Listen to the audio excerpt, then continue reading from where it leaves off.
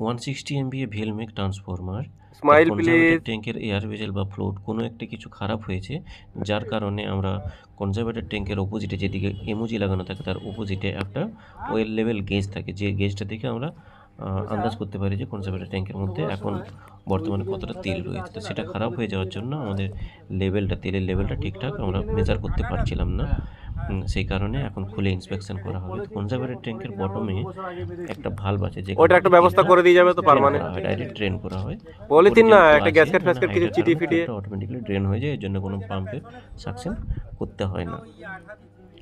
তো প্রত্যেকটা ড্রামে কনজারভেটর ট্যাঙ্কের যে তেলটা আছে সেটা আলাদা আলাদা খালি ড্রামে ভরে রাখা হচ্ছে। পরবর্তীকালে ইন্সপেকশন হয়ে যাওয়ার বা মেনটেন্স হয়ে যাওয়ার পর পুরো তেলটা আবার সেখানে ভরে দেওয়া হবে।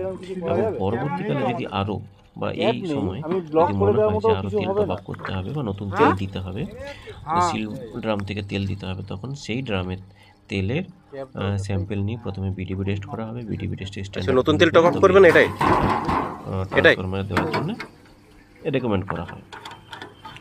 মোটামুটি 40 to 45